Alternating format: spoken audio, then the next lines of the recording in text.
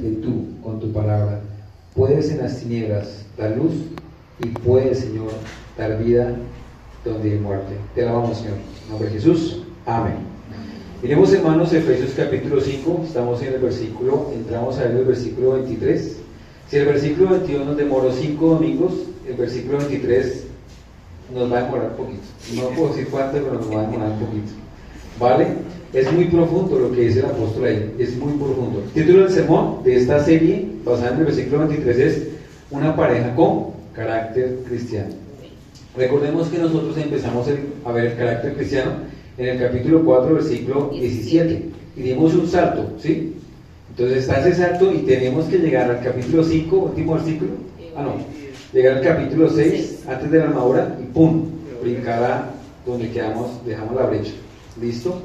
Y en el capítulo 4, versículo 7 empezamos viendo carácter cristiano, todo eso fue carácter cristiano, lo entramos a considerar aquí a nivel individual, a nivel como persona, y después entramos a considerar algunas cosas, algunos matices como iglesia.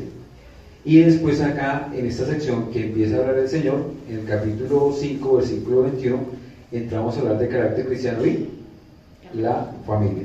Pero en este caso inicial vamos a hablar acerca de la vida en pareja. Por eso hablamos de una pareja con carácter cristiano. Hay muchas parejas cristianas al día de hoy.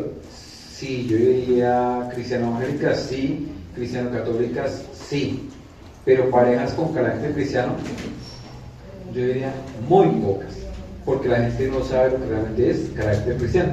Y cuando empieza la gente a conocer lo que es carácter cristiano, la gente rechaza, no les gusta mucho esa cuestión, ¿vale? Porque no es el cristianismo al que están acostumbrados por décadas. Entonces es muy difícil esa parte. Dentro de esto, esta semana tenía que hacer una franja de cosas en la mañana. Dije, no, voy a hacer esto, voy a liderar con una cosa, Cuando comencé a entrar en el texto, wow, la profundidad que tiene es impresionante. Yo bajé y le dije a mi esposa, es como cuando los padres de la iglesia decían que había dos cosas.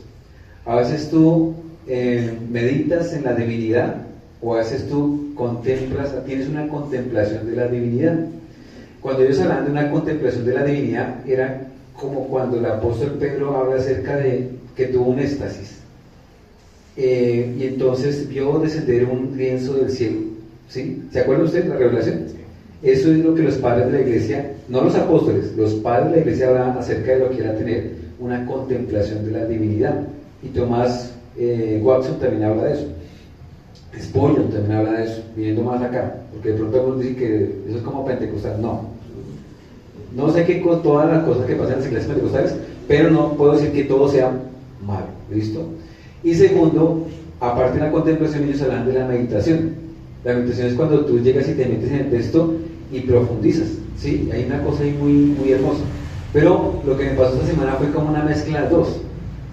Fue un tanto más una meditación, pero una meditación tan delictosa y tan profunda que fue como casi una contemplación. Fue algo muy extraño, fue algo muy divino. Y dentro de esto me di cuenta que realmente de pronto nosotros hemos peregrinado el camino como cristianos y hemos escuchado tecnicismos. Entonces tal vez usted ha escuchado la palabra, por ejemplo, que se utiliza a veces la palabra en los seminarios, hermenéutica. Entonces, ¿la hermenéutica qué es?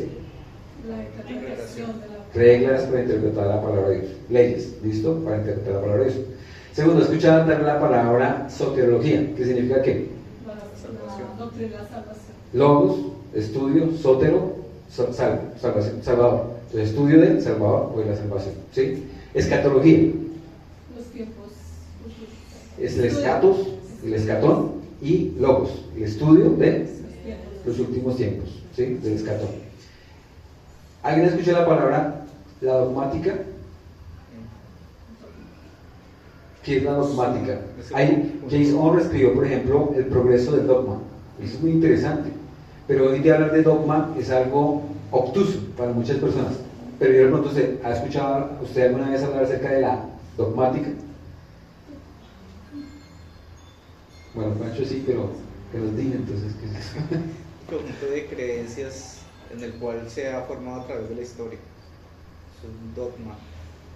Sí, es un conjunto de creencias que se han formado a través de la historia. Muy bien. Sin embargo, ese conjunto de creencias también lo podríamos llamar confesión. Entonces, ahí es donde entra la pelea entre qué es una confesión y qué es la dogmática. ¿Sí? ¿Sí? Karl Barth, para los que de pronto lo han escuchado, habla acerca de la dogmática. La teología dogmática se llama eso. Es un área de la teología. Entonces, así como digamos cuando tú estudias física, hay leyes. Una ley de la física. Si yo cojo aquí un lápiz y lo suelto, el lápiz flota, ¿cierto? No. ¿Por ley de la qué? El lápiz cae. Todos sabemos que eso cae, eso nunca va a ir para arriba. Otra ley de Newton, por ejemplo. ¿Las leyes de qué? La inercia, por ejemplo. ¿Se acuerdan ustedes? Entonces, la acción y la reacción. Es otra ley, las 3 leyes de Newton. Hay leyes que Dios puso en el universo. La atracción, ¿sí? Hay leyes matemáticas o propiedades. Por ejemplo, cuando tú trabajas con los números naturales, una de las propiedades o leyes que uno ve es la ley de conmutativa. 2 más 1 es igual a 3. Y la conmutativa dice que el orden no altera el resultado. Entonces, 2 más 1 es igual a 3. Y 1 más 2 es igual a 3. Listo. Pero nota que esa ley se aplica a la resta. 2 menos 1 es igual a 1. Y yo en los números naturales a 1 le puedo quitar 2. No. Hay una ley que me dice que no se puede. ¿Sí? En ese contexto. Porque ya cuando tú entras a octavo ya entras a entender otras cosas ahí. Y algo así pasa con esto. ¿Qué es entonces la dogmática? La dogmática son leyes que Dios puso en su palabra y que no varían, ¿vale? No cambian. Entonces, la dogmática tiene que ver precisamente con esas leyes que Dios puso, inclusive desde el momento de... Hay 3 momentos históricos claves de toda la historia de la humanidad. El primer momento, ¿cuál será? La eternidad pasada. ¿La eternidad pasada? No, la creación. Es un momento importante, pero de la humanidad, ¿sí? La creación. La creación, muy bien. Un segundo momento importante. La caída. Muy bien. ¿Y un tercer momento importante? La venida de Cristo. Pues la venida de Cristo o lo que viene después de la caída. ¿Sí? 3 momentos importantes de la humanidad. Bueno, Cristo, pues por supuesto, pero es como los dos, la humanidad y la divinidad, ¿sí? Pero de la humanidad son 3 momentos importantes. Entonces, pilas con eso, porque aquí yo entro a hablar de la dogmática y el único que yo encontré que habla de eso es Karl Barth, por allá en alemán, y hay otro que se llama Babbing, que se escribió la dogmática de Babbing, ¿sí? De la teología reformada. Entonces, pero no tengo todavía el gusto de leerlos con detalle. Entonces, el uno, recuerden, es la creación. El segundo es la caída. Y el tercero es La continuación. lo que viene después de la caída, ¿sí? Entonces, pilas con eso. Pilas con eso porque eso es determinante para que nosotros entendamos ¿qué? La dogmática. Entonces, ¿sí? ¿Qué es la dogmática? Las leyes que Dios puso en su reino, en la creación. ¿Listo? Eso es importante, eso es determinante. Porque basado en eso es que el apóstol, lo primero que dice en el versículo 22 es un mandamiento fuerte. Dice, las casadas estén sujetas a sus propios maridos como al Señor. Eso lo dice ahí. Y se lo dice a un pueblo que era cristiano. Donde estaban las iglesias era un pueblo cristiano, ¿sí o no? Era un pueblo, pueblo pagano. Era un pueblo pagano, porque eran, ¿qué nación? ¿A qué nación? ¿Dónde están ubicados ellos? En Éfeso. Éfeso. Y Éfeso pertenecía al imperio Romano. greco-romano. Entonces ellos nada que ver con el cristianismo o con las costumbres judías de siglos, nada que ver. Y cuando él le dice a las mujeres de aquella cultura pagana, dice, las casadas estén sujetas a sus propios maridos como al Señor. Uy, eso sonó feo. Sí, eso sonó como hoy en día lo que decir este versículo frente al feminismo. Pero imagínense que yo estuviera aquí frente a un auditorio de mujeres feministas y que yo diga, las casadas estén sujetas a sus propios maridos como al Señor. ¿Suena o no suena feo? Suena feo, retrógrado, el man está loco, ¿sí? Pero es lo que el apóstol está hablando aquí a una cultura que era totalmente paganizada. Y lo segundo que hace en el versículo 23 es introducir algo muy importante, pero lo dice con un conector. ¿Cuál es ese conector inicial que utiliza? Un porqué. ¿Y un porqué qué significa gramaticalmente? Una explicación. Muy bien. Uy, yo dije, no, ya las perdí, pero no he perdido mi tiempo. Listo, ¿por qué? Entonces, el por qué indica una explicación. Entonces, si usted dice, hombre, yo me tengo que someter a mi esposo, sujetarme a mi esposo. ¿Por qué? La respuesta está en el 23. Porque el marido es cabeza de la mujer. Hasta ahí. Esa es la frase que nosotros vamos a considerar de pronto unos domingos. No sé cuánto tiempo, pero unos domingos. ¿Sí? Porque esa frase es muy profunda.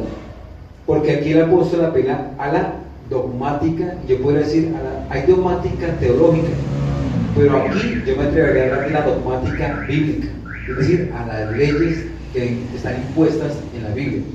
Así como en la matemática hay unas leyes, en la física hay unas leyes, en la economía hay unas leyes, en el Estado hay una ley. Por ejemplo, un Estado democrático se caracteriza porque tiene que haber un parlamento. En un Estado que es, digamos, un reino, no hay un parlamento, pero en un Estado democrático debe haber un parlamento. Eso es una ley. O sea, si no, no es un Estado democrático. Entonces, por eso cuando un presidente sale con el cuento de hacer una asamblea, entonces está pasando por encima del parlamento y está replanteando realmente muchas cosas ahí, ¿vale? Entonces, solamente como por curiosidad, una vez se escucha como cosas por ahí en la radio. Dentro de esto, hermanos, entonces volvemos al punto acá. El punto es, Pablo entonces va a entrar a apelar ¿a qué? A la dogmática bíblica. O sea, es una cosa clara. Cuando uno está estudiando matemáticas, uno al principio, cuando era buena en la academia, en los colegios, se enseñaba un punto, una línea, una recta, los 5 postulados de Euclides, y dentro de eso le explicaron a uno qué es un punto. Y uno pensaba que un punto era un punto. Y un punto es más que eso, ¿sí?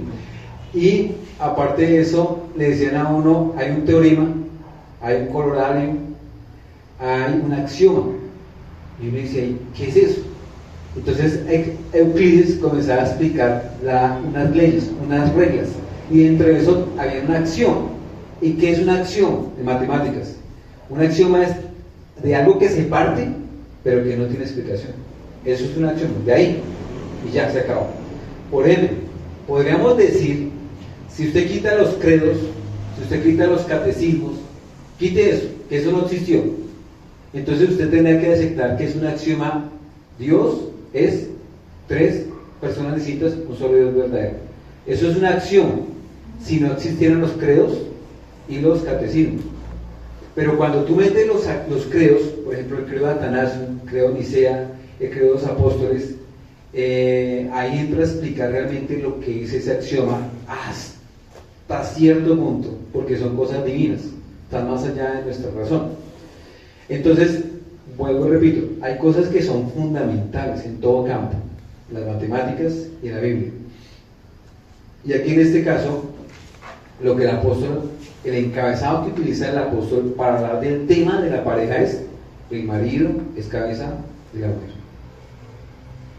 Yo he leído Génesis capítulo 1 y Génesis capítulo 2 muchas veces. Tengo 30 años de cristiano y lo he leído muchas veces, pero jamás lo había entendido como en estos días. O ese día me pasó que entendí, yo dije, ¿cómo así? O sea, que ¿qué es eso? ¿Sí? Entonces, esperamos en el Señor que los hermanos puedan entenderlo y ustedes tienen entendimiento. Entonces, juzguen si realmente eso es correcto o no, ¿vale? Eso es importante. Entonces dice que la razón por la cual la mujer debe estar sometida a su esposo es porque el marido es cabeza de la mujer. Eso es una ley que no es una ley, digamos, grecorromana, es una ley ¿qué? Bíblica. Eso es de ahí. Y recuerde usted que la ley ¿cuál es? Someterme a mi esposo. Eso es una ley que es consecuente, pero la ley principal ¿cuál es? El marido es cabeza de la mujer. Inclusive cuando usted lo mira en griego, ahí utiliza la palabra no Andrés. Andrés se traduce en español como marido. Entonces cuando digo Andrés Silva, es marido Silva, literalmente significa eso. Pero la palabra acá no es Andrés, aquí el término es Aner. Y Aner en griego se utilizaba para referirse al que es macho, al que es varón, eso es Aner. Y cuando tú vas a Génesis 1, dice que Dios creó, dijo Dios, hagamos al hombre, antropos, a nuestra imagen conforme a nuestra semejanza. E hizo Dios al macho, Aner, y a la mujer, Yunaik. Pero entonces ahí utiliza los dos, antropos y anos. Y en este texto aquí no habla ni de antropos, ni tampoco habla de Andrés, sino habla de ano. Entonces, realmente leído literalmente, sin poner el sentido, es porque el aner o el macho es cabeza de la mujer. Y eso que está diciendo ahí es muy fuerte. Es muy fuerte, y eso nos tiene que a nosotros realmente pensar por qué una mujer tiene que someterse a un esposo, por qué la mujer no tiene que predicar en la iglesia, y por qué muchas de las cosas que plantea el apóstol que pareciera machista para nuestros tiempos actuales y para los tiempos grecorromanos de la iglesia primitiva. ¿Listo? Vamos a ver hoy 2 puntos. Entonces me toca ir corriendo. El primer punto es la igualdad del macho y la hembra, y el segundo es la mujer como cabeza. ¿Sí? Yo no estoy diciendo que esté bien el segundo punto, solamente estoy afirmando lo que sea nuestra realidad. La mujer como cabeza. ¿Listo? Entonces, primer punto, la igualdad del macho y la hembra. Entonces, hembra o varona o qué otro término así. Es que hoy día con todo ese sexismo y todo ese feminismo, pues dejémoslo en hembra, así suena como más raro, pero más como tradicional. Entonces, en esta era, hermanos, sin lugar a dudas, que hablar de diferencia entre los sexos suena realmente maluco. Inclusive el término hembra suena como raro, ¿sí? Porque ya es un término que está en ¿qué? Quitando. En desuso, ya no se utiliza. No solo eso, sino que se utiliza para términos animales, ¿no? Sí, muy bien.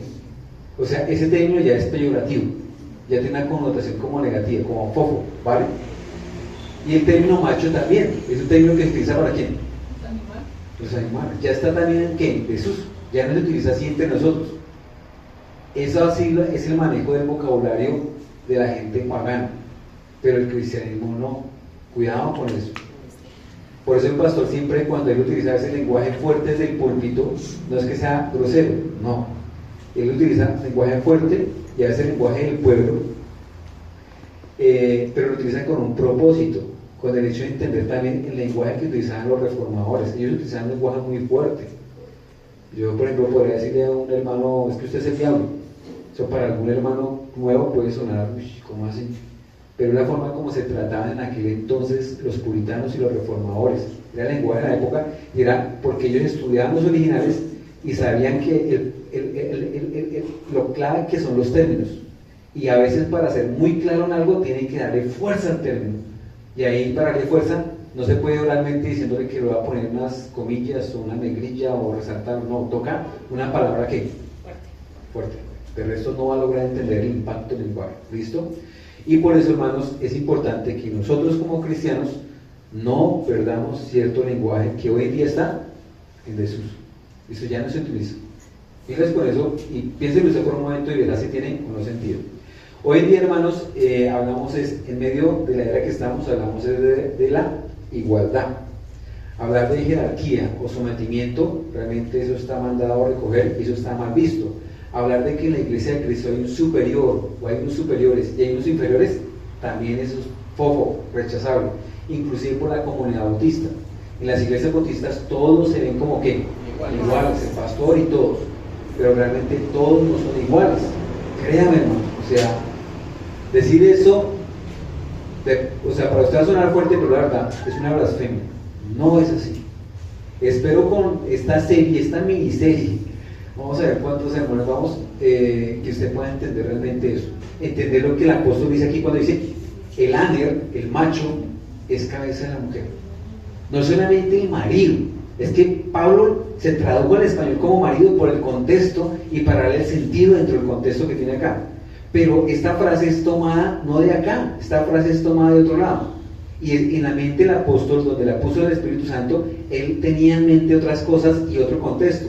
Por lo tanto, o sea, realmente para que nosotros al día de hoy le saquemos todo el jugo a ese versículo, o más que ese versículo, esa frase, tenemos que respetar la traducción original y es el macho es cabeza de la mujer.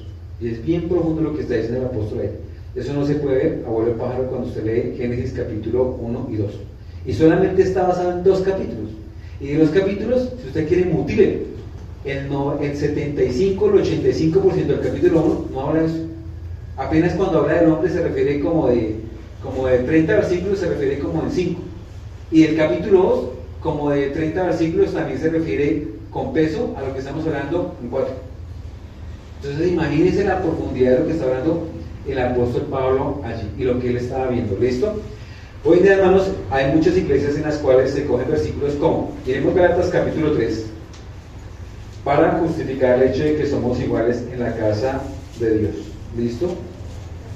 Gálatas capítulo 3.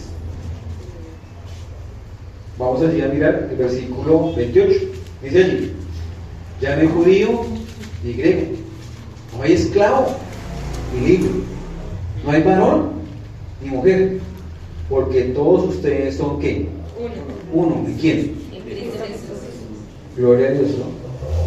Todos somos iguales, ¿sí? Nos confirma que el mundo no está mal. Los que están mal son los de esas iglesias que dicen que sí hay diferencia entre hombre y mujer. Pero aquí la Biblia nos está confirmando que todos somos ¿qué? Iguales. Yo le pregunto a usted. Permítanme sonreírme, porque dice, no es esclavo ni libre. Mire, esto lo dijo el apóstol hace 2000 años. Gálatas 3:28. Esto lo dijo el apóstol hace 2000 años. No hay, en Cristo no hay ¿qué? Esclavo ni libre. ¿Usted ha visto las películas de hace 2000 años atrás? Que describen la realidad de hace 2000 años atrás. O sea, ¿cómo le diría a un esclavo negro, africano, cuando Roma lo cogía como esclavo y lo trataba como esclavo y le daba una vida como esclavo? Y Pablo le dice, es que no hay esclavo. ¿Qué diría ese man? Ese man está loco. No sé que no hay esclavo. Mire cómo me tratan, como un perro. Mire, sí, mi familia, mis hijos. Mire usted la guerra civil de los Estados Unidos. Negros y blancos. Tanto que se paró un pastor, Martin Luther King, y generó una revolución allá.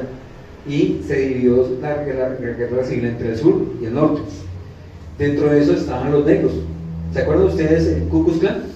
Que está en contra de los negros, que eran racistas, y todavía existe el Ku Klux Klan. Y estaban los negros ahí, y a los negros los trataban. ¿Usted ha visto las películas Raíces? ¿Alguien la ha visto tal vez alguna vez? Fuerte, ¿sí o no? ¿Cómo los trataban los negros africanos? ¿Les daban una vida de qué? ¿De humanos? No. De perros, de animales. Los cogían a las patadas y los trataban mal y los humillaban y todo, ¿sí? Nosotros los latinos no somos así. Si viene aquí una persona de color afro-chocuana, no la vamos a tratar como que sí, porque para nosotros es igual, nosotros somos así. Pero la raza blanca en Alemania, en Estados Unidos, ellos son muy racistas, pero muy racistas. Entonces, ¿por qué lo citamos? Porque precisamente, vuelvo repito acá, si usted lee este versículo, yo le pregunto, ¿cómo habrá entendido ese esclavo hace 2000 años que Pablo decía, es que mi hijo, usted no hay, en Cristo no hay esclavo? Y ese man, ¿cómo así que no hay esclavo? ¿Sí? Yo le pregunto a usted, ¿cómo esos negros africanos en la guerra civil de los Estados Unidos habrán leído y entendido este texto? No hay esclavo. Les cerraban la puerta a las universidades, los trataban mal, los golpeaban, ¿sí? Entonces, ¿qué realmente quiere decir eso ahí? O sea, ¿sí me entiende lo compleja que es la palabra de Dios? Hoy en día, la esclavitud ya no es tanto por raza o por color de piel, sino la esclavitud es una esclavitud económica. ¿Realmente tú quieres conocer un libre? Mira su divisa. ¿Libre? Alguien que sea de Suiza, un británico, tal vez hasta un americano, un australiano, un canadiense. Ahora, mencióneme un esclavo, un colombiano, un ecuatoriano, un venezolano, un pobre argentino. Hoy día son una nación muy pobre, ¿sí? Porque su divisa es una miserableza.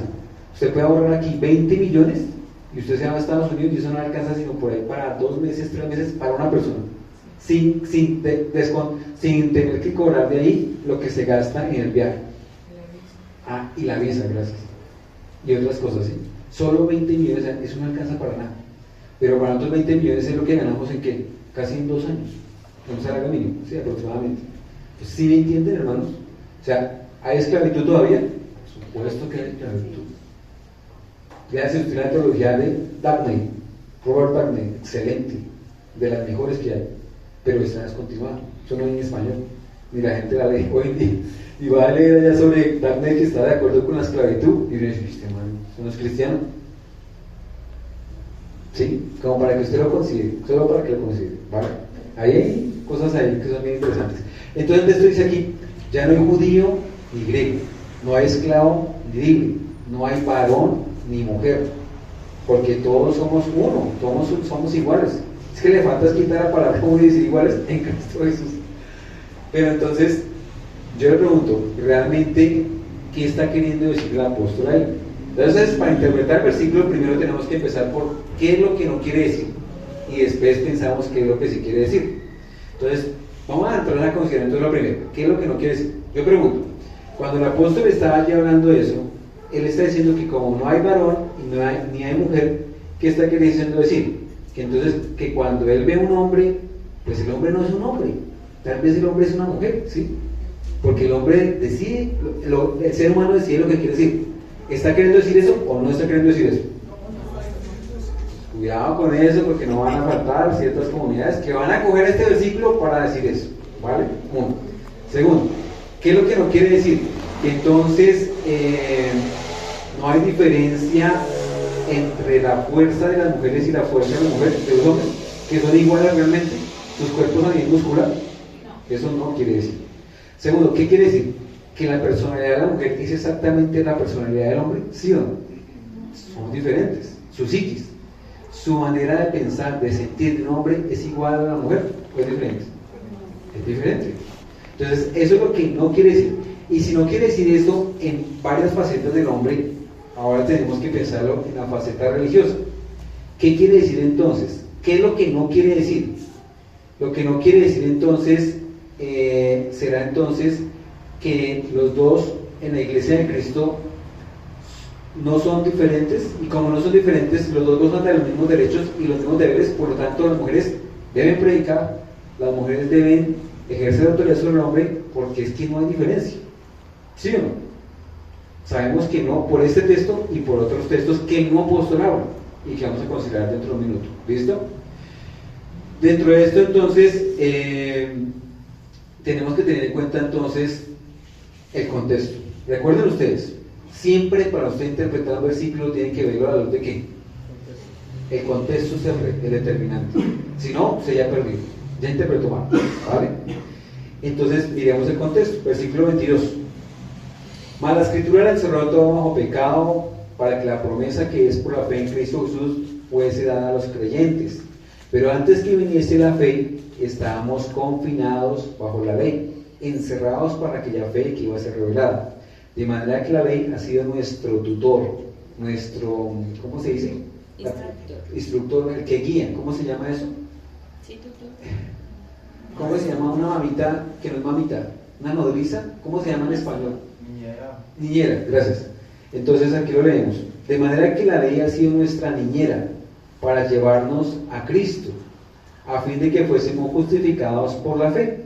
Pero venida la fe, ya no estamos bajo la niñera, pues todos sois hijos de Dios por la fe en Cristo Jesús. Porque todos los que habéis sido bautizados en Cristo, de Cristo estáis revestidos. Ya no hay judío ni griego, no hay esclavo ni libre, no hay varón ni mujer, porque todos vosotros sois qué? Uno en Cristo Jesús. Ese uno, pilas acá, porque en las leyes de interpretación bíblica, de la hermenéutica y de la exégesis, está el sentido del pasaje, y era el ejercicio que hacía Esdras según lo que se nos cuesta en el libro de Nehemías. Él le ponía ¿qué? El sentido del pasaje. Entonces, ese uno, si yo quito el contexto, yo lo pondré así. Escúchenlo, no lean, escuchen. Ya no hay judío ni griego, ya no hay esclavo ni libre, no hay varón ni mujer, porque todos sois iguales en Cristo Jesús. Ese es el sentido que yo le puedo poner. Si lo mutilo, si quito ese versículo y lo dejo así, le puedo hacer decir eso. Yo le puedo hacer decir eso, y suena raro o no, que uno es sinónimo de ¿qué? Igual. ¿Vale? Esa es una cosa. Pero la segunda es mirar el contexto. En el contexto prevalece una idea fuerte que él comienza a plantear ahí. ¿Cuál idea fuerte que prevalece ahí? La fe. La fe. Pero hay otra idea fuerte ahí que va unida a la fe. La ley. No, hay un contraste. Pero la fe está ahí. Pero va unida a otra idea fuerte que él presenta ahí. ¿No solo en Cristo? Vale, otra vez, por tiempo rápido. Versículo 22. Pero la Escritura encerró todo bajo pecado para que la promesa que es por la fe en Cristo Jesús pues se dará a los creyentes. ¿Sí? Entonces ahí está la fe que ustedes decían. Versículo 23. Pero antes que viniese la fe, pues la repite, estábamos confinados bajo la ley, encerrados para aquella fe que iba a ser revelada. De manera que la ley ha sido nuestra, ¿cómo se llama? Niñera, para llevarnos a Cristo a fin de que fuésemos justificados por la fe. O sea que si la ley era la niñera, ¿quién era Cristo? ¿Quién era? Mi padre. El Padre. ¿Listo? No tanto la mamá, el Padre. ¿Sí? La idea es la parte maternal, ¿sí? Paternal. Versículo 24. De manera que la ley ha sido nuestra niñera para llevarnos a Cristo a fin de que fuésemos justificados por la fe. Pero venida que la fe ya no estamos bajo niñera. Pues ya ahí nos falta que ya no necesitamos la ley, ya no estamos bajo la ley. Entonces ahí no me meto en este día porque no viene el caso por tiempo. Pues todos sois hijos de Dios. ¿Por qué? Por la fe. ¿Cuántos son hijos de Dios? ¿Cuántos? Todos. ¿Y quiénes serán esos todos? Mujeres. Mujeres, hombres, ¿qué más? Griegos, Griegos, romanos, esclavos y libres. Ese todos ahí es, todos sois ¿qué? Hijos de Dios. Porque forman parte de quién? De la fe. No, del reino. de, ¿La promesa? no, forman parte de la iglesia. La iglesia, de la iglesia. Son parte de la iglesia. ¿Y por qué sabemos que son parte de la iglesia legalmente? Porque el versículo siguiente lo dice. ¿Por qué son parte de la iglesia legalmente? ¿Por qué? Porque todos fueron Han sido bautizados. bautizados. Entonces, como han sido bautizados, primero les dice, todos son hijos de Dios. ¿Vale? Pero no dicen que son hijos de Dios. O sea, viene hablando de la fe. Algunos van a ser hijos de Dios por la fe. Pero otros van a ser hijos de Dios simplemente ¿por qué? Sacramento. Por el bautismo, por el sacramento, como era costumbre desde el Antiguo Testamento. Después de eso, entonces, habla acerca de precisamente, habla y engloba, dice, todos sois hijos de Dios, y después dice, porque todos, otra vez vuelve a hablar todos, los que habéis sido bautizados en Cristo, en la iglesia de Cristo estáis revestidos. Entonces, ahí habla ya de la membresía o de entrar a ser oficialmente miembro de la iglesia de Cristo. Y al ser miembro de la iglesia de Cristo, la iglesia se convierte en ¿qué? Madre. En la madre. ¿Y Cristo se convierte en qué? Padre. Entonces ahí está. Y el miembro se llama ¿cómo? Hijo. Es un hijo. Por eso los hermanos bautistas jamás llamarán a la iglesia madre del cristiano, porque tendrán que decir que hay cristianos que son hijos de Dios y hay hijos de Dios que son incrédulos. Jamás lo dirán. Jamás lo dirán. Eso, por eso si usted viene a una iglesia bautista, usted nunca escuchó que la iglesia era la madre cristiana. Eso va en contra de su convicción, ¿vale? Entonces, aquí dice, porque todos sois hijos de Dios por la fe en Cristo. No dice que todos son salvos. Dice que simplemente todos son ¿qué? Hijos de Dios. Porque todos los que habían sido bautizados, o sea, si entraron a la membresía de Cristo están revestidos. Como todos son así, dice, ya no hay judío, ya no hay griego, o sea, ya no hay nacionalidad, porque la nacionalidad viene siendo ¿cuál? La de la iglesia. No hay esclavo, no hay libre. ¿En qué sentido? ¿En todo el sentido de la palabra o solamente en el sentido qué? En la iglesia. En el sentido de la religioso, en el sentido de la fe o en el sentido de la iglesia? Pero entonces quiere decir que el esclavo ya no era esclavo. O sea, yo soy libre, ya chévere. Ellos seguían siendo esclavos y me seguían tratando mal. Pero eran qué? Eran ahora hijos de Dios o de la iglesia de Cristo. ¿Listo? Eso era lo que les estaba queriendo decir el apóstol. No hay varón ni mujer. Entonces, si no hay varón ni mujer, entonces ¿qué hay? ¿Sí? LGTBI, transformista, ¿qué? No, eso no está queriendo decir ahí. Entonces, porque todos vosotros sois que ese uno viene siendo sinónimo de qué? Según el contexto, ¿sois qué? Iguales. ¿Sois qué? Por favor, hijos de Dios. Gracias. Casi me van a atacar el corazón. Yo decía que no me encontré. Entonces, todos sois que hijos de Dios. Y sois hijos de Dios, ¿por qué? Porque han sido adoptados por la iglesia, porque han recibido a Cristo como su Padre y porque en ese sentido, al ser papá y mamá, hay una familia. Y la iglesia es la familia de Dios. Hay unos hijos, ¿vale? Y por eso ahí entendemos claramente la lectura que Jesús decía acerca de la parábola del hijo pródigo. ¿Hay hijos que son pródigos en la iglesia de Cristo o no? Sí. Toda persona, una persona que es asistente a una iglesia, ¿se le puede considerar hijo pródigo? No, porque es asistente, no, sí. La mamita no lo da ¿qué? No lo adopta. Exacto, no lo adopta. Y Cristo en esa iglesia no lo ¿qué? Legalmente no lo ¿qué? Hecho miembro. Reconocido. Pues pilas con eso. Bastardo. Pilas con eso, sí. Eso tiene su vaina. Legalmente, estoy hablando en términos legales. ¿Vale?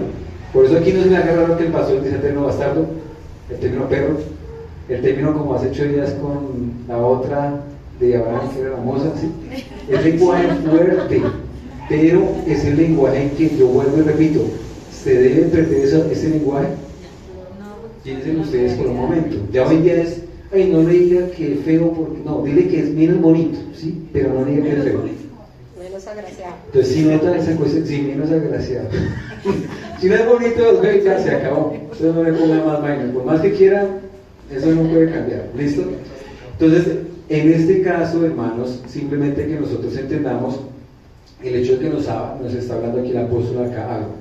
El texto nos dice claramente algo, y es el hecho de que, dice, ya no hay judío ni griego, no hay esclavo ni libre, no hay varón ni mujer, porque todos ustedes son hijos de Dios, o son de la comunidad en Cristo. ¿Sí? Recuerden que es en Cristo, por eso venimos en Efesios. ¿Es en Cristo qué es? ¿La iglesia qué? Invisible o visible. Entonces, es en Cristo ahí, no, yo estoy en Cristo, santidad posicional y progresiva, como nos enseñan los hermanos bautistas. Que eso tocaría entrar a explicar, pero ahorita no me alcanza el tiempo. Si hay tantas cosas que tocar, yo siempre he dicho, avanzo 2 pasos y me tengo que devolver 3, aclarando y explicando, corrigiendo muchas cosas. Entonces acá en este caso, porque todos sois hijos de Dios en Cristo. Ese es el sentido de la palabra uno allí. Como el sentido de la palabra aner allí en Efesios capítulo 5, 23 que estamos leyendo hace un momento. Aner puede ser traducido perfectamente como casado, pero el sentido natural etimológico de la palabra es macho. ¿Listo? Pero entonces lo vamos a ver en el sentido más amplio de la palabra. Ya no como un traductor, porque yo como un traductor tengo que limitarme a cómo hago para que la mayoría de la población entienda. Pero yo como intérprete, yo no hago para que la mayoría de la población entienda. Yo tengo que ir a cómo entender y cómo sacar toda la riqueza de lo que está ahí, que el traductor no puede hacer eso en la traducción. Porque la traducción valera, vuelvo repito, en la habla hispana, la traducción valera es una joya total. Primero que todo fue hecha por un reformador, ¿sí? Y segundo, ha prevalecido durante los siglos. Y tercero, ese español es prácticamente una joya total. ¿Listo? Es el español de Cervantes, pero es una joya total. Hay una que otra palabrita que es difícil, pero yo siempre recomendaré la Valera, igual que en inglés la King James. La King James es una joya, es una cosa que casi es un trabajo que casi durará por siglos todavía. Entonces aquí, hermanos, primero que todo entender lo que no quiere decir el apóstol, todas esas cosas que mencionamos, y lo que sí quiere decir el apóstol, que es que ese uno ahí se entiende como hijos de Dios o que son miembros de la iglesia de Cristo. ¿Cómo se entiende eso? ¿Cómo se sabe? Por el contexto. Entonces, cuando usted va a leer, usted tiene que aprender a leer en qué? En contexto. Todo es en contexto. Si usted no lee en contexto, interpreta cualquier cosa. Pero si usted aprende a leer en contexto, si a usted le pregunta alguna cosa, decir un versículo, listo, miremoslo, pero ¿dentro de qué? Contexto. ¿Listo? Entonces, eso para tenerlo presente por este lado. ¿Qué pasa el día de hoy, hermanos, con la manipulación que tenemos para con nosotros en este tiempo? El hecho de que al igualar al hombre con la mujer, los dos tienen los mismos derechos, los mismos puestos, los mismos cargos, y las mujeres, al igualarse al hombre, no se dan cuenta que están cometiendo el mismo pecado que Eva cometió en el principio. Y eso tendremos que verlo con más detalle, pero ahorita basta mencionarlo. Una de las cosas que estaba pasando y que pasa hoy en día es que por una mujer, al igualarse al hombre, entonces la mujer comienza a absorber ¿qué cosa? El rol del hombre. Recordemos el rol del hombre, tiene que ser un ¿qué? Papá, tiene que ser un amante o un esposo de su esposa, amante de su esposa, y tercero, tiene que ser un proveedor. Cuando la mujer sale de su casa y deja su casa abandonada, porque eso pasa desafortunadamente, la mujer muchas veces, hoy en día las casas son sucias o no son sucias, no porque la mujer está en cochinas, la mujer llega a la casa y está ¿qué? Entonces no hay forma. Los hijos están ¿qué? ¿Cuidados o abandonados? ¿Los cuida o no los cuida el papi colegio? Y los adoctrinan con toda esa mano de de cosas de los psicólogos en los colegios y de todas las cosas de los profesores que son así como bien humanistas. Entonces imagínense el adoctrinamiento que dan ellos allá. Y dentro de esto, la mamita entonces tiene que salir. Entonces, ella tiene que entonces va a trabajar y entra a reemplazar al hombre o a rivalizar con el hombre. Porque entonces ella entra y también pone ¿qué? Plata. Y como tiene plata, que yo también puedo, sí. Entonces ahí ya es otra cosa, ahí ya cambia la vaina. Y hay una competencia y una rivalidad entre hombre, entre macho y hembra. ¿Listo? Esto es como raro. Entonces, en ese caso, hermanos, una cosa, ella comienza a, en ese sentido, al igualarse, a absorber el rol del hombre. Y en segunda instancia, al ella salir, ¿qué pasa con sus responsabilidades? Las comienza a descuidar. Entonces se comienza a pecar de manera doble. Por eso no es que una mujer no pueda trabajar, una mujer sí puede trabajar, pero debe ser un pacto o un arreglo con su esposo. Yo hago esto, usted hace esto, ¿para que qué? No descuidemos, no usurpe yo su autoridad, y para mirar cómo entramos a trabajar también debido por la realidad nuestra. La IPC está muy alta, es decir, la inflación, entonces tenemos que hacer algo porque si no, ¿qué? Nos vamos a morir de hambre. Y también, el que no provee para los suyos, ha negado la fe y es peor que un incrédulo. Y eso también pasa en hogares cristianos, hermanos. Si el apóstol lo citó hace 2000 años, se lo citó no hablando de los filisteos, sino hablando de su propia iglesia. Y hoy en día también, créanme que sí, yo lo digo por experiencia que conozco. Entonces, en ese sentido, hermanos, ese doble pecado de Eva se repite nuevamente hoy en esta generación con esta situación de que la mujer se cree igual al hombre. ¿Listo? Entonces, en ese sentido, hermanos, en esta miniserie que vamos a ver de la dogmática bíblica, yo he perdido mi tiempo. Si realmente usted sale de aquí pensando que el hombre y la mujer son iguales, si yo no logro que usted salga de aquí pensando que el hombre es diferente a la mujer y no debe esto segundo, va a ser feo, pero la verdad, superior a la mujer, no dice nada. Y espero no en mi fuerza, sino en el poder del Espíritu Santo ser claro en eso. Vamos a ver inicialmente dos pasajitos rápidamente donde usted quiero que considere algo. Vamos a leer 1 Corintios capítulo 11. 1 Corintios capítulo 11.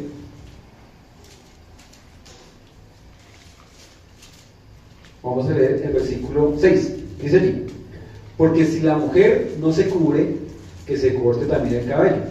Y si le es vergonzoso a la mujer cortarse el cabello o raparse, ¿qué? Se cubra. Porque el varón no debe cubrirse la cabeza, porque él es imagen y gloria de Dios. Pero la mujer, ¿qué? Es gloria del varón. ¿La mujer es imagen de Dios? ¿Sí o no? Claro. Sí, aquí no lo dice, pero en Génesis capítulo 1 sí lo dice. Lo explicas por eso.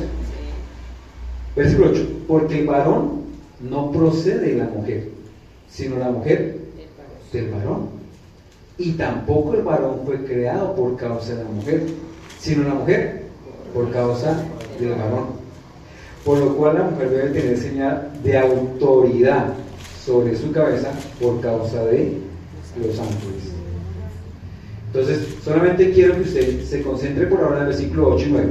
Porque el varón no procede de la mujer, sino la mujer del varón, y tampoco el varón fue creado por causa de la mujer, sino la mujer por causa del varón.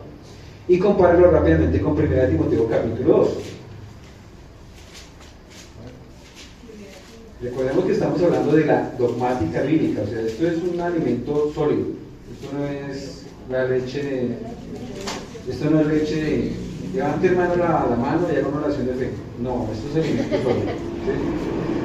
Entonces, 1 Timoteo capítulo 2, vamos a mirarlo ahí en el versículo 11. Dice allí: mire, Timoteo es la carta que Pablo le escribe a Timoteo para que él sepa qué, cómo conducirse en la casa de Dios, cómo comportarse. Y teniendo en cuenta ese epítome, ahora sí leamos capítulo 2, versículo 11. La mujer que aprenda el silencio con toda sujeción. Y da dos razones. Versículo 12: porque no permito a la mujer enseñar ni ejercer dominio sobre el hombre, sino estar en silencio. Segunda razón, porque la mujer fue formada, porque Adán fue formado primero, después Eva. Y Adán no fue engañado, sino que la mujer, siendo engañada, incurrió en transgresión. Dos razones que da ahí el apóstol. De esas dos razones, ¿cuál es la razón que se repite y que está en 1 Corintios 11? El huerto, ¿Cuál es la razón? la creación, ¿Cuál? que fue primero Adán. Formado primero. Fue primero Adán. Entonces, no tienes ahí eso. Si notan la dogmática del apóstol, la dogmática bíblica, las leyes, él tenía unas leyes muy claras, que a día de los cristianos no. Cada vez que uno ve en una iglesia cristiana una mujer que se para en el púlpito, en esa iglesia no tienen clara la dogmática bíblica. No saben. Y si los oficiales no lo saben, el pueblo peor. Y mi pueblo se perdió ¿por qué? Entonces, en este caso, hermanos, aquí el versículo es clave y es claro cuando prevalece una cosa entre las dos. Primero que todo estamos en Timoteo, es decir, Timoteo es las pastorales. Las pastorales es cómo conducir en la casa de Dios. Corintios no es una pastoral, no, pero es una carta que habla al apóstol de muchos temas y toca el tema de la iglesia en el capítulo 11. Y cuando lo toca, habla acerca del comportamiento de la mujer. Y cuando habla del comportamiento de la mujer, dice, da una razón para que la mujer asuma cierto comportamiento en la iglesia. ¿Y cuál es la razón que prevalece? Que Adán fue primero. Que Adán fue formado primero. ¿Usted puede explicar eso? Yo no lo entiendo. Simplemente porque uno apareció primero y el otro segundo ya. Y por esa razón entonces el hombre tiene que mandar y la mujer tiene que someterse. ¿A usted le parece eso justo? No. ¿Eso tiene sentido? Porque fue antigua la primogenitura. Nació primero, La primogenitura fue un símbolo del Antiguo Testamento para representar algo. Entonces, pilas a este dato, buen punto. La primogenitura fue un símbolo para representar algo porque eso se perdió. Vamos al tiempo de, por ejemplo, Moisés, cuando salen de Egipto, ya la idea de la primogenitura no existía. Ahí, digo, los primogénitos van a ser sustituidos. ¿Por quiénes? Por animales, por los levitas. ¿Listo? Entonces noten que eso, hay cosas de Dios que duran un tiempo, significan y simbolizan algo y que desaparecen. Pero hay otras cosas. No, pero es diferente el unigénito. Pero es que prevalezca esa idea en la historia bíblica, no prevalece, ¿sí? Entonces, pero cuando hablamos de la dogmática bíblica es que debe prevalecer, ni siquiera desde el antiguo, desde Génesis 1 y 2 debe prevalecer. Eso es dogmática bíblica, eso es de peso. Frente a eso no hay nada que hacer. Ahí sí, como decimos, eso es de pelea de burro contra tigre. O sea, no hay nada. O sea, no se oponga contra eso porque eso es pelear contra. O sea, usted se para al frente y ahí viene un doble troque, una mula cargada de cerveza, todas esas toneladas que vienen ahí, y usted se para, no, yo la voy a tener. Ahí no hay nada, hermano. Se lo lleva por delante. Eso es la dogmática bíblica. O sea, eso es una tractomula y usted tiene que aprender a saber cómo se comporta frente a una tractomula. Yo le sugiero que no se le pare al frente. Entonces, en este caso, hermanos, sí, exacto. En este caso, hermanos, noten ustedes que prevalece una idea, ¿vale? Y la idea es que el hombre fue formado primero. Entonces, de esta forma, hermanos, es que el apóstol da claramente órdenes de cómo los hombres y las mujeres deben comportarse en la casa de Dios y apela ¿a qué? A la cultura griega, a la cultura romana, a lo que dijo Salomón, a lo que dijo David. Apela a lo que estableció Dios allá en la primera iglesia, donde inclusive el primer miembro, ¿quién era? Solamente había un miembrito.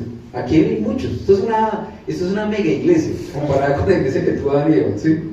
Allá había un miembro y ese primer miembro tuvo unos privilegios muy altos y unas responsabilidades muy grandes. Mire que cuando Pablo habla del pecado original, ¿qué texto nos habla del pecado original en el Nuevo Testamento? Timoteo. No, un texto fuerte. Si hay que pensar en pecado original, ¡pum!, automáticamente uno llega a ese texto una vez. Un texto que nos habla del amor de Dios, ¡pum!, ¿cuál? Juan 3, ya, automáticamente eso no tiene. Un texto que nos habla del cuidado de Dios, pregúntale al militar, ¿cuál? Salmo 91, automáticamente. Un texto que nos hable de Jehová como pastor, 23. tú, Salmo 23. Un texto que nos hable del pecado original, ese sí. Romanos 5. Por tanto, como el pecado entró en el mundo por El hombre. ¿cuántos? Si usted mira el texto y léalo, porque yo no alcanzo, esto es un sermón, y voy a mitad, digamos, voy a un cuarto de milla, me falta todavía 3/4, y ya se va a acabar. Quiero que usted lea en su casa Romanos 5, del 12 hasta el último versículo, que creo que es el 23. Léalo, por favor. Si no, no va a poder sacar la riqueza que está basada en la dogmática de lo que está diciendo el apóstol. Y mire usted, Romanos 5, 12 hasta terminar. Mire usted el apóstol cómo insistentemente repite la palabra uno. Y no es el apóstol, es el Espíritu Santo. Remarcando otra vez este único miembro que es de la iglesia allí. ¿Y por qué basado en él? ¿Y eso qué conexión tendrá con el hecho de que el apóstol dice que Adán fue formado? A ver si el Espíritu Santo le da un poquito de luz. Si no le da un poquito de luz directamente, pues le tocó aquí indirectamente a través del sermón en estos domingos que nos quedan al respecto. Entonces, quiero que usted entienda el orden allí, y es algo clave para que usted entienda realmente lo importante que es tener un hogar de tradición reformada con espíritu y letra sólido, y no con mera letra muerta. Eso es supremamente clave para que nosotros podamos entenderlo. ¿Listo? Hasta el momento hemos visto 6 características del sometimiento de la mujer. 1, amor, imputación, reverencia, sana doctrina, humillación. Y el último domingo que fue hace 8 días vimos otra característica clave del sometimiento, que era Reverencia. no, sí se habló, pero no, era que la mujer fuera de un alma dulce y pasible o pacificador, que no entraba a pleitear tanto con el esposo. Y dulce quiere decir que es lo contrario, ¿qué? Amarga. Entonces ella tendrá que luchar toda la vida contra la amargura, toda la vida está condenada a eso. ¿Listo? Entonces, para que nosotros lo tengamos en cuenta. Ahora sí voy en unos cortos minutos a hablar del segundo punto, que es la mujer como cabeza, porque es tan denso el pensamiento que me tocó extenderme un poco más de lo acostumbrado, y hasta el momento no he podido trabajarlo como sermón. ¿Listo? Entonces, la mujer como cabeza. Entonces yo quiero que usted entienda algo, y es que el hombre debe ser ¿qué? Cabeza. Pero si en el segundo punto hablamos de la mujer como cabeza, es hablar de qué? De nuestra realidad. Eso es lo que se ve realmente. Nuestra cultura colombiana es una cultura matriarcal en los hogares, y nuestra cultura colombiana al día de hoy en las iglesias es matriarcal también. Y usted quiere una iglesia llena, yo no sé por qué, pero está llena y llena de mujeres.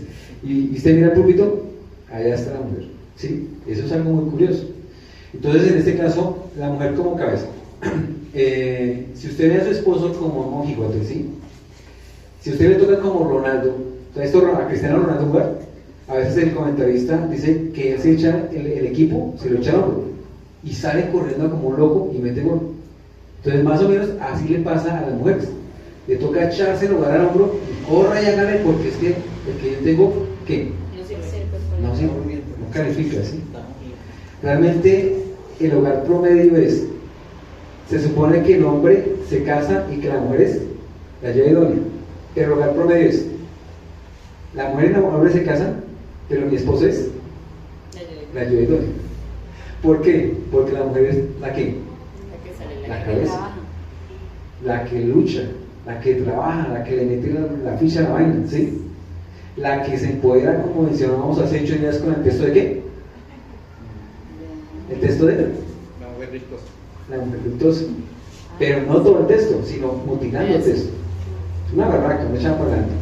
Entonces, en ese sentido, hermanos, bueno, repito, si la mujer es la cabeza y el esposo lo ve como su ayuda idónea, suena como feo, como raro, pero es la realidad, ¿o no? Porque la mujer es la que toma las decisiones, es la que manda. Vaya y el esposo póngase en contra. Vaya, eso el hogar se convierte en ¿qué? En un campo de guerra. En un infierno. Eso es complicado, eso es duro. De manera que si un hombre quiere hacer eso, tiene que tener claro que su casa se va a volver ¿qué? Cuando un hogar no tiene peleas, alguien decía, Todo está De las aguas mansas, Líbrame, Señor. eso no es así tan bueno. ¿De eso tan bueno? No tanto. Dos pilas con eso.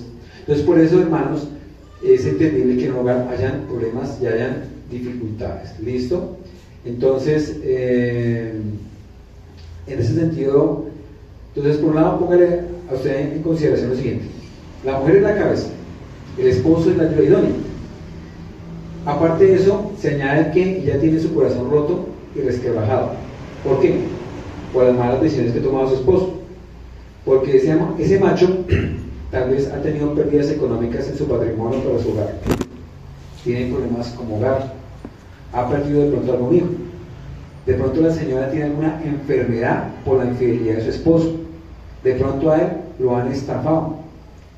Y a eso añade hoy en día que tal vez su esposo no tenga trabajo o tenga inestabilidad laboral o que gana muy poco. Entonces, dentro de todo esto, ¿hay razones para pensar que ella tenga que seguir en el trono? ¿Sí o no? Humanamente sí, pero ¿y el hogar ha funcionado hasta el momento? ¿Es un hogar qué? Funcional. ¿Y es un hogar promedio o no? Sí. Es un hogar promedio, casi todos los hogares son así. Ahora le pregunto, ¿el título del sermón era cuál? Una pareja con carácter cristiano. Uy, se me quedó. Entonces, en ese sentido, ¿esa pareja es una pareja cristiana? Sí, es una pareja cristiana. No, sí, Pero ¿es una no, pareja con con carácter carácter cristiano? No. No. ¿Fácil desarrollar el carácter cristiano? No, eso es durísimo. Eso es una lucha toda nuestra vida, hermanos. Entonces ya logré la victoria. No, cuando se muera, ahí sí puede cantar algo, pero antes no. Entonces, en ese sentido, hermanos, la hermana debe o no debe replantear su hogar, el orden de su hogar. ¿Debe ella aprender a ser sabia? ¿Realmente hasta el momento ha sido sabia? ¿Sí o no? Pero las cosas han funcionado. Entonces, usted sí que critica, carajo. Vean, todo está mal. ¿Las cosas han funcionado? Sí. ¿Pero las cosas están bien? ¿Son agradables a los ojos de Dios? No. ¿El Estado colombiano funciona o ya se acabó? Ya aquí ya no hay gobierno, ya no hay nada. ¿Funciona? ¿Pero es un Estado agradable a Dios? No. Pero funciona.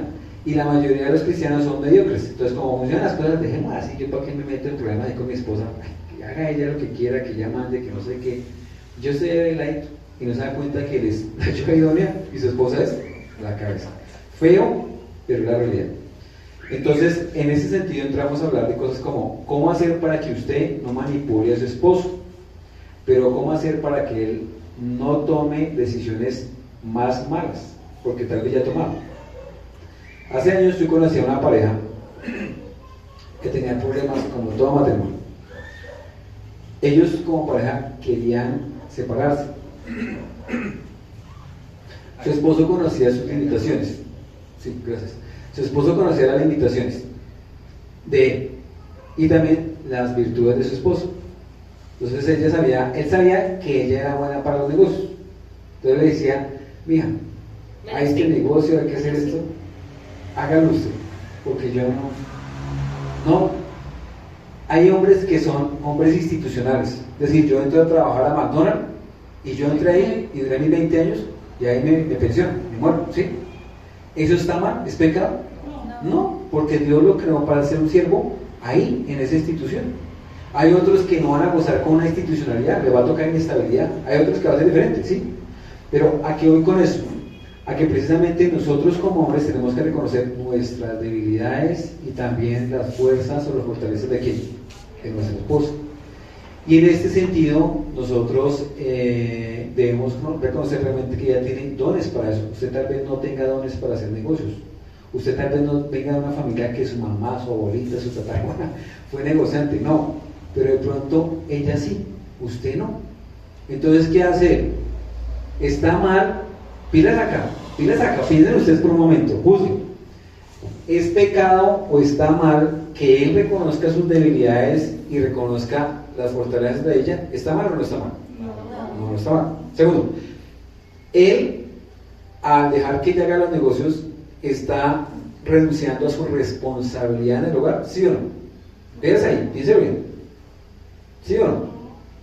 Entonces, juzguemos un poquito más, ampliamente. Hay 3 roles para el hombre.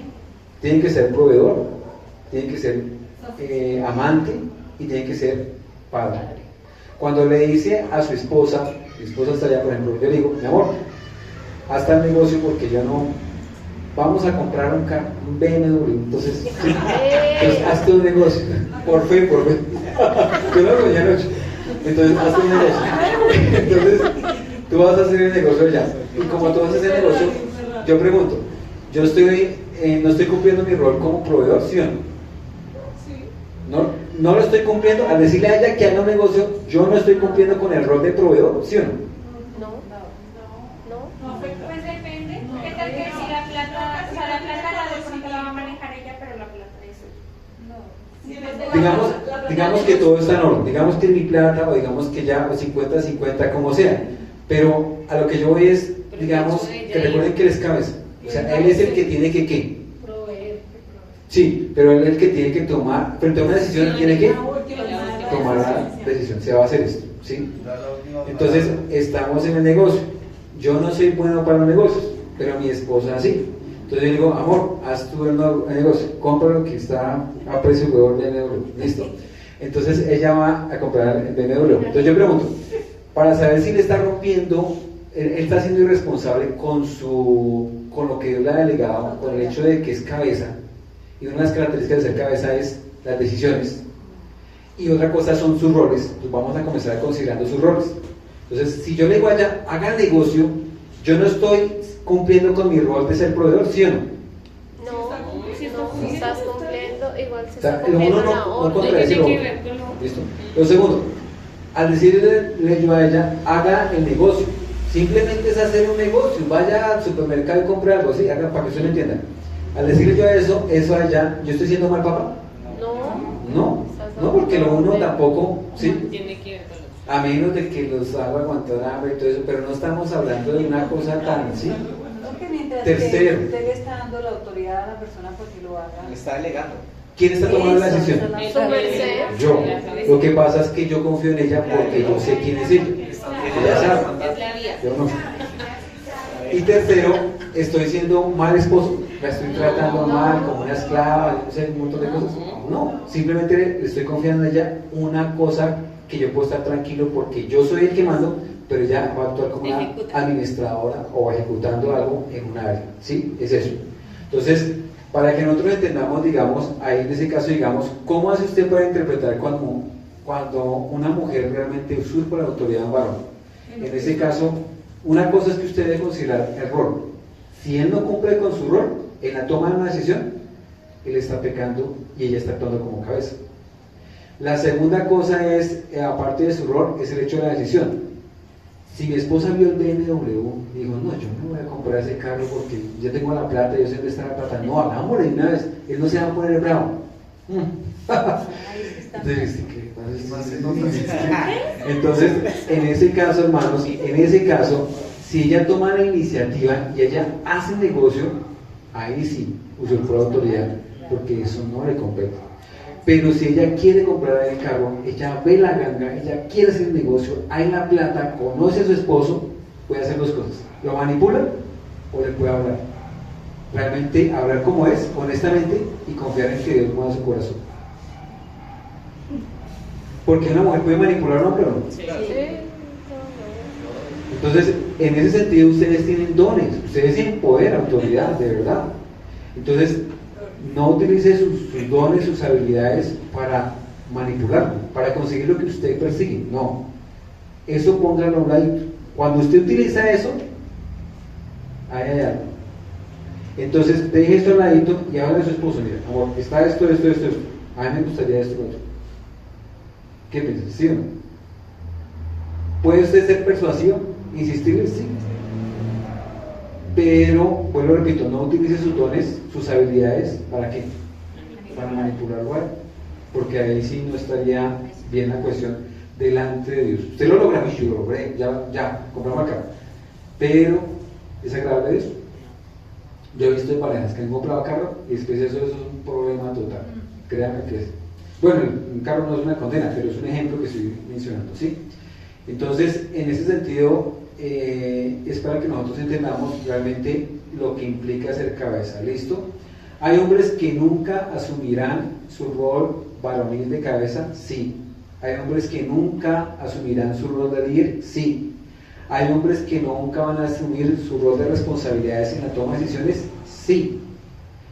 En ese sentido, muchas de esas personas o hombres son inconversos, sí. ¿Los hay inclusive cristianos? Sí. E inclusive hombres así, creyentes, sí. Los unos porque no conocen la información de cómo llegar a ser cabeza, los otros porque no tienen la doctrina recomendada, los otros porque no tienen el interés de realmente tener un hogar diferente, un hogar con carácter cristiano, los otros porque quieren simplemente tener un hogar promedio, los otros porque no fueron formados o porque no tienen el corazón para ser cabezas. Esa clase de esposo era el esposo que tenía Abigail. Pero mire que aunque ella tenía un esposo con ese corazón y con esa manera de pensar, era una persona amargada, una persona irreverente, una persona sin temor de Dios, una mujer necia, o más bien el Espíritu Santo la honra, mostrándola como todo lo contrario, una mujer sabia, una mujer virtuosa, una mujer temerosa de Dios, ¿sí? Entonces noten que sí se puede convivir con una persona así, sí se puede levantar un hogar así, y sí se puede seguir adelante. Entonces lo clave ahí es los principios que nosotros señalamos ya, en esos 6 principios que indicamos acerca de precisamente cómo levantar un hogar cristiano y cómo son de cara a las mujeres. Termino diciendo lo siguiente: hermano, aprenda cómo estar sometida, pero no con un sometimiento machista y autoritario y suicida a nivel familiar.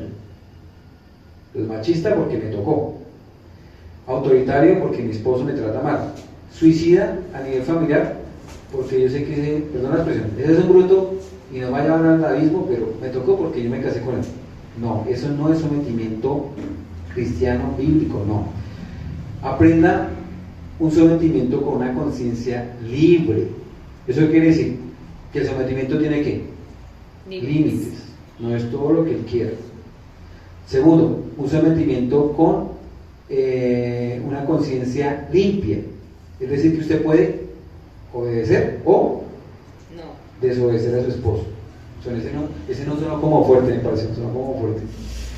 Y que usted pueda tener una conciencia limpia, libre, delante de Dios. Y presentando delante de la sociedad la construcción de una familia fuerte y una psicología sana, teniendo como base la dogmática bíblica o sana doctrina. ¿Sí? Entonces, en ese sentido, hermanos, fácil, no es fácil. ¿La tienen fácil las mujeres? No la tienen para nada fácil. Es un trabajo y una tarea difícil. Es un imposible a lo que ustedes están llamadas hoy en día. Pero realmente las cristianas de la generación pasada de esta tierra, que en su mayoría eran católicas romanas, ni siquiera eran evangélicas, ellas levantaron familias fuertes y tuvieron una psicología sana. Mírenle a usted a su abuelita, a su tatarabuelita, a ver quién de ellas tenía los problemas emocionales que tienen ahora, hoy en día las mujeres adultas y las mujeres jóvenes también. Mujeres que ya se quieren hasta suicidar. Yo no he escuchado eso en la abuelita, en la tatarabuelita de uno, pero hoy en día ya es un comentario, ya es un susurro, ya se escucha eso. ¿Por qué? Porque precisamente había un sometimiento, había un orden, la iglesia era una institución y se hacía respetar. Hoy la iglesia cristiana ya no se hace respetar, es un burlesco, es un circo y aquí todo el mundo puede hacer lo que él quiere y ya eso lo llaman guiados por el Espíritu Santo. Entonces, pero hermanos, la familia que se da, antes en la generación pasada nosotros habían familias, hoy en día la familia está mandada a recoger y está desapareciendo. La familia de antes eran familias fuertes y grandes, 12 hijos, 15 hijos, y eran fuertes las familias. Hoy en día no hay lazos familiares. Mi hermano le pasó algo, mi hermana, no tengo tiempo de ir a visitar algo, porque ya se casó, él está por allá, yo estoy por acá, y no hay más, ¿sí? Pero en la generación pasada sí había una familia fuerte y, vuelvo a repito, hay una psicología sana. Hoy en día la gente está enferma físicamente, porque nos mandan, la mayoría, gracias a los TBC, es importado en los Estados Unidos, y la mayoría de comida viene con químicos, entonces ya no comemos nada natural, sino químicos, y los químicos nos llevan a las farmacias a comprar más químicos, y ustedes meten en su cuerpo químicos llamados alimentos y químicos llamados drogas. Imagínense por qué estamos enfermos físicamente. Y eso también a nivel psicológico. Ahorita está lleno y al bordar saturado son los centros Psiquiátricos. psiquiátricos. Eso está, niños, jóvenes, adultos que están allá. Entonces, ¿y todo por qué? Porque la gente ya no tiene paz, no hay tranquilidad. Por eso el saludo de los judíos es clave. Yo realmente como Lutero, esa cultura y esa gente los odio, los rechazo, para que usted me entienda, ¿sí? No me vaya a malinterpretar. No estoy de acuerdo con los árabes, jamás, ese grupo terrorista, no. Pero yo tengo la misma cosmovisión de Lutero, entonces no. Pero ese dicho me parece muy interesante. Cuando ellos saludan dicen, Shalom, la paz sea contigo. Y si hay algo que hoy en día la gente no tiene es el estrés, el trabajo. Llegas tú a tu casa, te mandan 50 WhatsApp, mañana tienes que pagar papeles, vaya para aquí, va para allá, el Estado, impuestos, servicios, usted no descansa. Hoy el día domingo, ¿dónde está la gente? Las iglesias están vacías. ¿Dónde está la iglesia? La gente paseando, trabajando, Haciendo el puente. durmiendo, viendo el Parmalá con Asprilla que era antes que se veía. Entonces, sí notan, hermanos, pero cuando el pueblo cristiano, si mi pueblo se humillara y me buscara, llorara, ¿yo qué? Y escucharé y abriré los cielos y sanaré su tierra. Hay una promesa. Y la tierra, yo siempre insistí en la tierra. Espero que usted me entienda un poquito. Yo sé que falta mucho, pero entienda un poquito lo importante que es la tierra. ¿Listo? Oremos al Señor para terminar. Padre, te damos gracias, Señor, porque en ti hay salvación. Solo tú puedes salvar nuestras vidas, nuestras almas.